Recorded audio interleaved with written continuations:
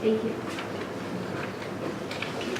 Now we'll move to Public Works, and we chatted about having item 4 first, since you guys have been doing such a nice job sitting there waiting for us. So, Trustee Menta, you want to And the introduce yourself? Conservation Committee, represented by Josh Livermore and Frank, have sat through several committee meetings. And I've been keeping a couple full board meetings that we've had results. So we have had several discussions about, I think, an exciting pilot program. And why don't you guys give a presentation about it and then we'll discuss. Here, Josh. Good pleasure. Good pleasure.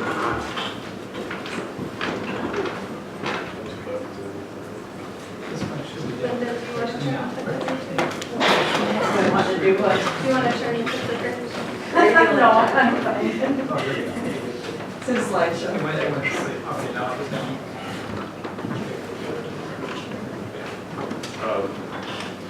Should I stay low? Or good night. All right, well, thanks for your attention. My intention is to be very brief so that you can have plenty of time for questions and discussion. As Trustee Menta said, this is sort of the culmination of a couple of years of work that Linda Frank and I have done with Leanne and DPW.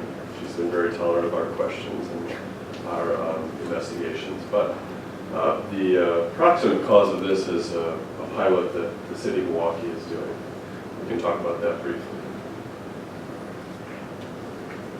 So I just wanted to look at a couple key drivers to our conversation, both in the Conservation Committee and the Public Works Committee of the Village Board. Primarily, the Conservation Committee is looking at two planning documents that the village adopted, the village board adopted. The first being the 2012 Sustainability Action Plan, which called for the investigation of a municipal compost program, a more robust waste reduction solution. The second is more recent, that you may be familiar with or were in direct involvement with. That was the Vision's 2025 implementation plan. And that had some more specific goals, which we'll talk about later. And the third driver, as I mentioned, is the adjacent City of Milwaukee 2016-2017 pilot study in curbside organic waste collection, which launched in November. And it's maintaining an enrollment of 500 households. Reporting very positive success. The customers are very happy, and So they're not contiguous areas, or three? they're not. And these areas were determined by some data analysis and some surveying they've done. And they chose 3 areas, also based on, I think, demographic input. But in any case, you can see by the 3 that they chose, there's some similarities that were very compelling for us as the Conservation Committee, because there are also 3 areas that, like Shorewood, completed very successful solar group buy-downs. And so this is what got us thinking, well, if the City of Milwaukee believes that these 3 neighborhoods are successful in this sort of pilot opportunity, then Shorewood can be equally successful.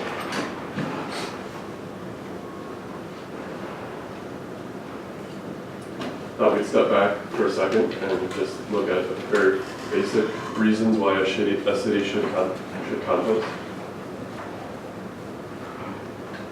Upwards of 20 to 30% of municipal solid waste is consisting typically of organic waste, compostable material that in a landfill environment decomposes very inefficiently and produces methane gas, which is more potent by a factor of about 20 than carbon dioxide as a greenhouse gas.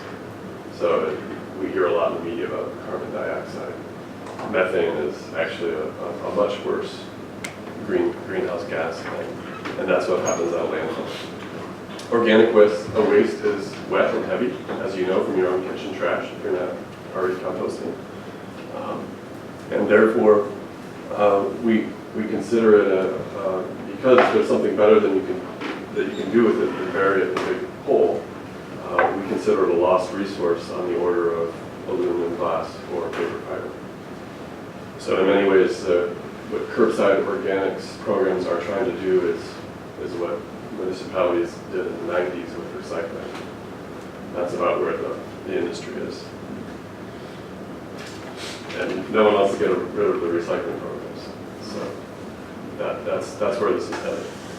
Shorewood's recovery rate, as we've heard in other presentations from DPW, hovers at the low to mid-30s. What does that mean? That means that, and maybe Leanne can explain the formula a little bit better than I can, but it means that our material recovery rate, based on our overall collection of solid waste, it is not getting any better. But with recycling behavior, The simple formula is the tons of recycling collected plus the ton of household refuse collected, and then that is your denominator over the tons of recycling.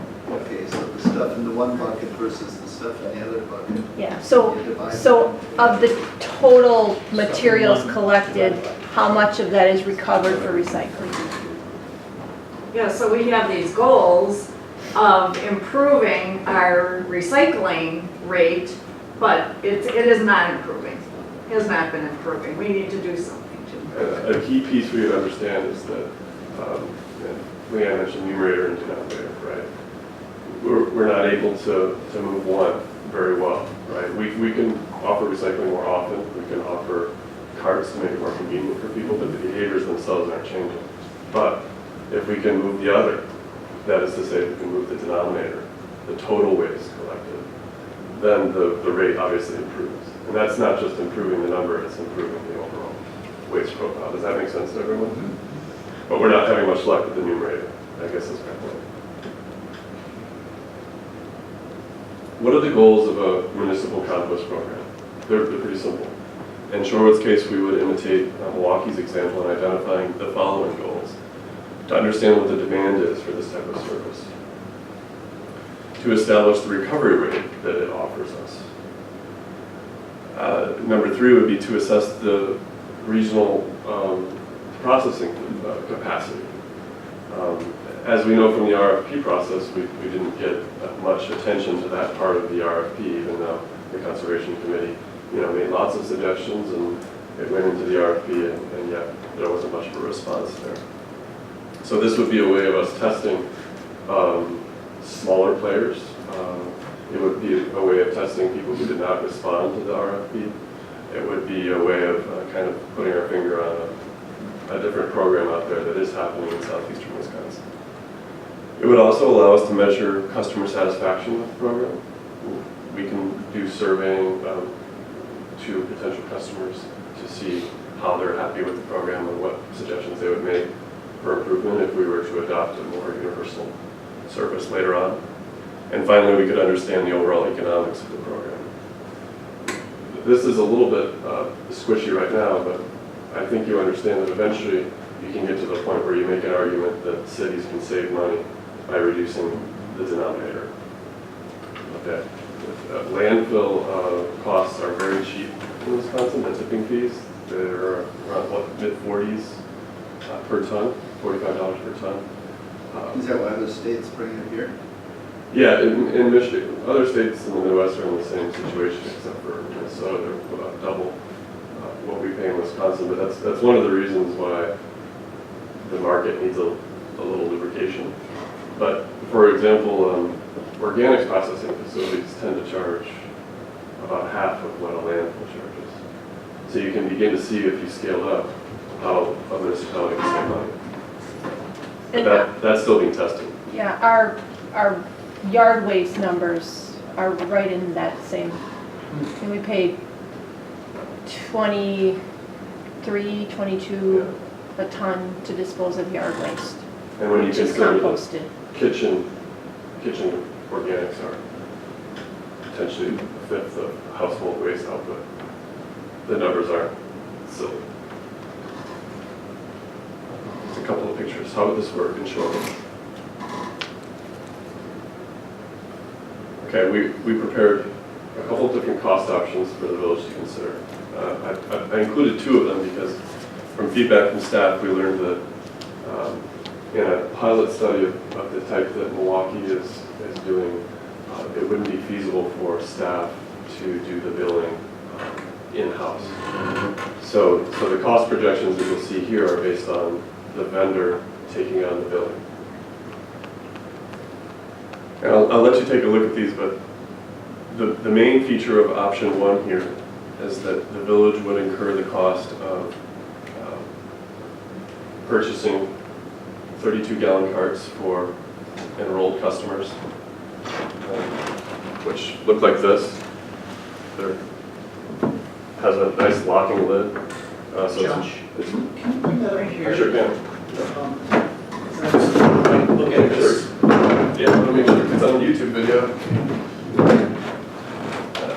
Thank you.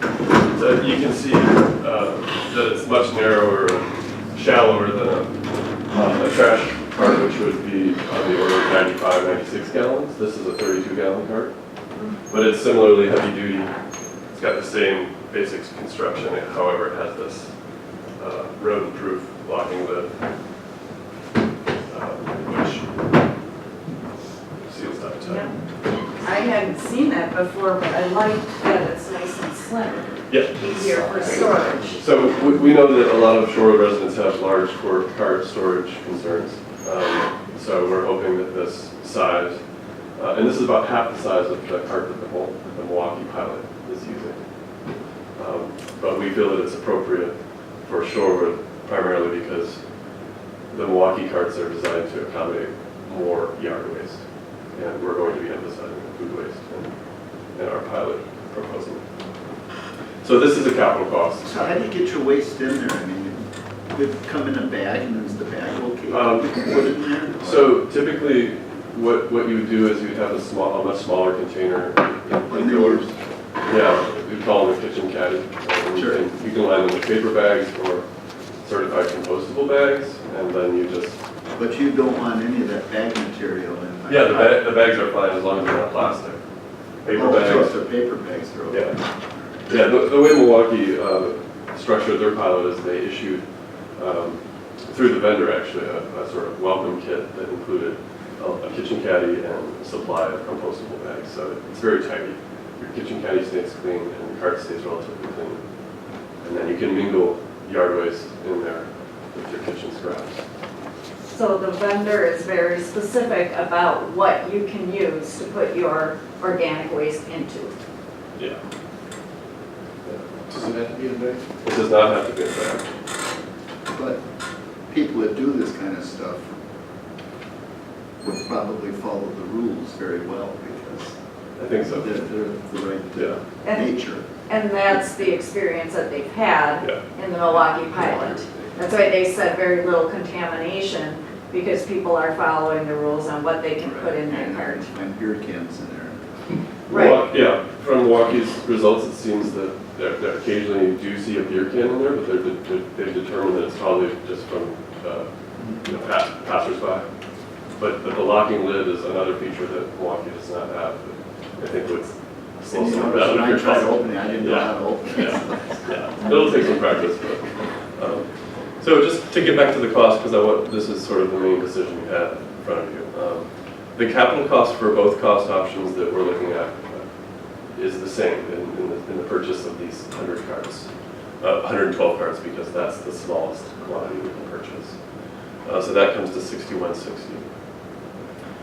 And then there would be a subscriber subsidy, which is, at least in Milwaukee's case, calculated to be a sort of an approximation of the landfill cost savings of reducing their landfill costs by about $1 per customer per month. Now, we played with that a little bit for the second option that we're giving you, but the $1 per month subsidy here is imitating Milwaukee's example. And then we need a few $100s to make this marketable, to promote it and get residents aware of it. And that would put the cost of subscribers at $14 a month, and the cost of the village just under $8,000, $76.60. So it would be easiest it's all in one little area, you know, if all 100 were very close to each other, but they're okay if, you know, they're scattered throughout the whole village. Yeah, I mean, the vendor gave us the number of 100 household minimum.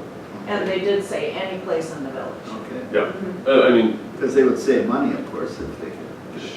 Shorewood is smaller than any of those neighborhoods. Right. Individually, so. But people should be aware too that it is curbside pickup, so. if Curbside you're only. going out, you're gonna have to take it like recycle. Yeah, although the vendor has an interesting accommodation practice for what she calls hardship cases. So customers are allowed to specify if they're either elderly or infirm or in some way incapable of getting it out to the curb. The drivers are instructed to make special, as long as you specify up front in your enrollment. So she's very cognizant of those cases, as I think walk is her.